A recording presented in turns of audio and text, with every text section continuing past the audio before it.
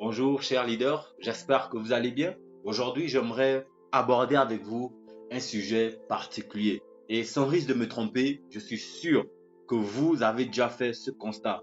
Peu importe là où vous êtes, peu importe où vous vous trouvez, l'environnement dans lequel vous êtes, le pays dans lequel vous vous trouvez, vous avez déjà fait ce constat avec moi. Parce que en observant la société africaine, vous allez remarquer que nous avons une même attitude, nous avons une même mentalité, celle qu'on appelle la victimisation. La victimisation est l'un des problèmes en Afrique. C'est l'une des raisons pour lesquelles nous n'avançons pas. Alors, c'est quoi la victimisation? La victimisation est simplement le fait de trouver des excuses, rechercher qui accuser, rechercher qui sont les responsables face à la situation qui vous arrive, face à la situation qui nous arrive. Et donc, nous voulons trouver des excuses, nous voulons trouver les responsables, nous cherchons des qui accuser face aux événements, face aux situations que nous traversons. Je ne dis pas qu'il y a des événements extérieurs qui ont pu influencer ou encore impacter et voire même bouleverser le cours de votre vie. Ok? Et donc, l'Afrique n'avance pas, nous n'avançons pas personnellement parce que nous cherchons qui blâmer, parce que nous cherchons les boucs émissaires pour pouvoir justifier la situation dans laquelle nous nous trouvons. Cette mentalité détruit l'Afrique. En cherchant qui accuser, nous ne serons jamais responsables de ce qui nous arrive. Nous ne serons jamais responsables de rien. On continue à accuser la France. On continue à accuser les pays qui nous ont colonisés. 60 ans après les indépendances. On continue à accuser les Blancs pour le sous-développement de l'Afrique. Alors que nos leaders sont eux-mêmes corrompus.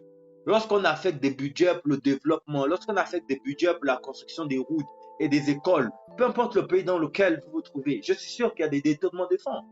Mais vous allez accuser qui? Les pays occidentaux ou vos leaders?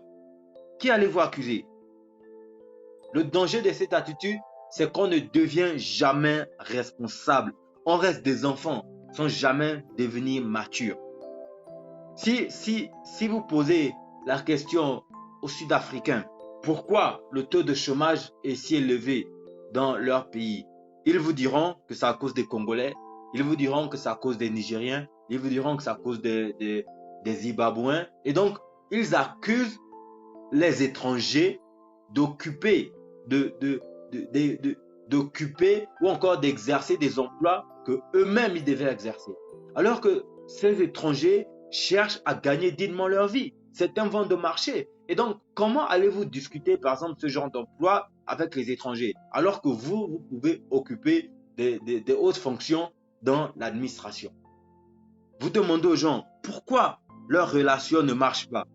Personne ne vous dira que j'ai fait un mauvais choix. Personne ne vous dira que je me suis trompé.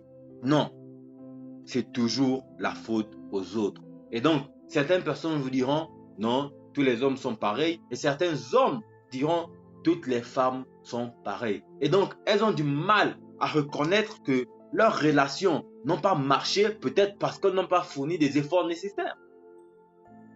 Peut-être que c'est à cause d'elles que la relation n'a pas marché. Mais parce qu'on se retrouve dans cette position de victime, on cherche toujours qui accuser, on cherche toujours qui blâmer. Mais si vous observez les personnes qui réussissent dans la vie, faites la liste de ces personnes. Vous allez remarquer que ces personnes ont un jour ou l'autre pris la responsabilité d'être maîtres de leur destin. Et donc, elles se sont dit que je suis le responsable de ma vie et tout ce qui m'arrive, et j'en serai responsable. Je vais assumer ce qui va m'arriver. Mais ce n'est pas toujours le cas. Et c'est cette mentalité qui est en train de détruire l'Afrique. C'est cette mentalité. C'est cette mentalité qui est en train de détruire l'Afrique.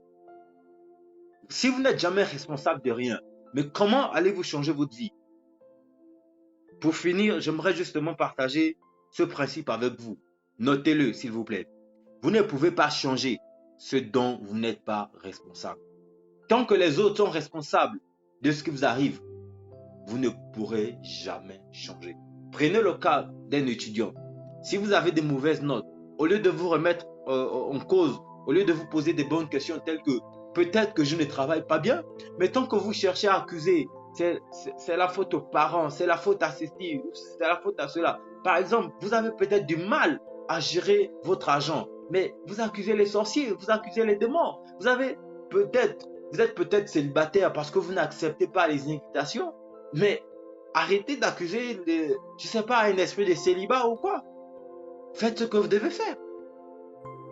Notez ce principe, s'il vous plaît. Vous ne pouvez pas, nous ne pouvons pas changer ce dont nous ne sommes pas responsables.